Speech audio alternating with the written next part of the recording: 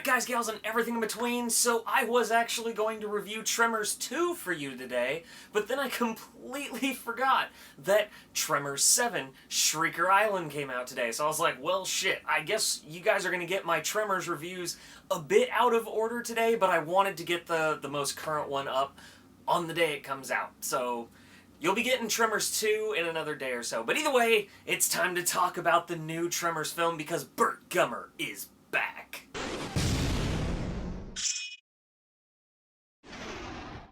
Tremors, Shrieker Island, or Tremors 7, Shrieker Island. Alright guys, gals, and everything in between, so Tremors, Shrieker Island is the 7th film in the Tremors saga. It follows our main hero, Burt Gummer, played by Michael Gross again, and now he's being called to an island with a bunch of hunters and science researchers because they believe genetically modified graboids are on the island.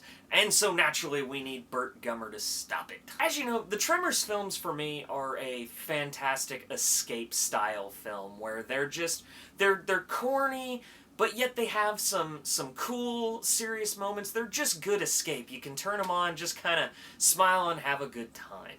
And that's really what matters most to me in a Tremors film, because obviously this is straight to DVD, you're not going to get big budget Hollywood quality. So you just kind of enjoy these fun little movies, and that's what I love about them. I love Tremors: A Cold Day in Hell, and this film has a lot of good, because I know you guys are probably saying, well Scott, you're talking about all the other Tremors, what about this new one? Well, I like Tremors 7 Shrieker Island for the first 2 acts. I don't care for the 3rd act, and I'll get to that. I'm going to get to it spoiler-free, I should also add, because there are some pretty big spoilers. This film doesn't have Jamie Kennedy returning as Burt Gummer's son. It brings in John Heater as somebody who knows Burt Gummer's son, and it brings in some old romance interest. No, Reba McEntire is not back in this film. Burt Gummer, Michael Gross, he's being called to action to stop these, and there's no guns this time, really, so he's having to really improvise. That gave it a lot of an Alien 3 feel. This film is kind of like the other Tremors films, where they definitely tip their hat to other sci-fi franchises. This one, without a doubt, was Jurassic Park, Alien 3, and Predator. Those 3 films are really what this pays homage to the entire movie, to the point that one of the Velociraptor scenes in Jurassic World is just basically straight up planted in this film. And that was cool. I'm not gonna lie. It was cool seeing Tremors-style beasts doing these Jurassic Park things. I really got a kick out of that. And John Heater, Napoleon Dynamite himself, how did he do in the film? Yeah, he was fine. He did good. I will say, though, one of the major detriments to this film is, I never thought I'd say this in my life, I really missed Jamie Kennedy. Jamie Kennedy is one of those actors that he's kind of, you know, a bit of a hokey actor.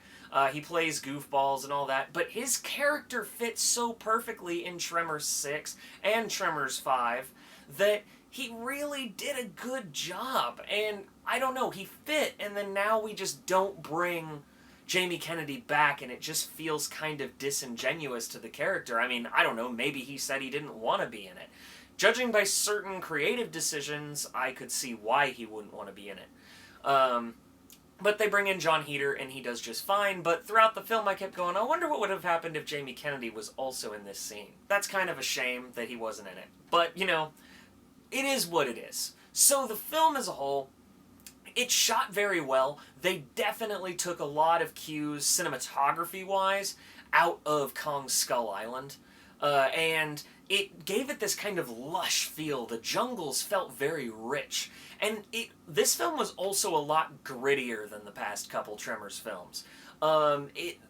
Tremors lately has been kind of hokey action comedy and less so about the horror. This one definitely tried to bring in more horror, but it also just in tone was a lot more grim. There was comedy. It's just instead of cranking it up to an 8 on the comedy scale, dialed it back to about 4. I was sitting there watching this film, and probably about 20 minutes in, I was like, this is definitely not like the past couple Tremors films. It's something. It was slow to start, but I dug it the second that they really got the ball rolling. And I was having a great time. Now, that being said, the film feels very disingenuous and almost insulting to a degree when it goes into its third act. It really kind of falls apart. And it just doesn't feel like how this series should go. And I was very put off by the third act of the film. It was like they wanted to try something bold and different, and it just didn't work. And, you know, this has been tried multiple times in the past 5 years, and where they take creative decisions and they say, well, we're going to turn the franchise on its head. That was also really popular in the 90s and early 2000s. And here's the thing, people. It didn't work. Just like it didn't work when they said we want to reinvent Godzilla's appearance in 1998, and we all said it didn't work. And when Independence Day 2 happened, and we were all like, well, that doesn't look right, it just didn't work. Well, their creative decisions purely in the third act of this film didn't work. It was one of those things where it's like, you had me here. You had me here too in the second act. And then I'm a big hockey guy. Your team was carrying the lead for the first 2 periods, and then the last period you blew 5 goals, and then you're out, and then you lose to the Tampa Bay Lightning, who are the devil. It's weird to dance around it without spoilers, because obviously there's people who want to watch it. But again, it really left a sour taste in my mouth, and they always say you want to leave people on the correct note when you're leaving the film.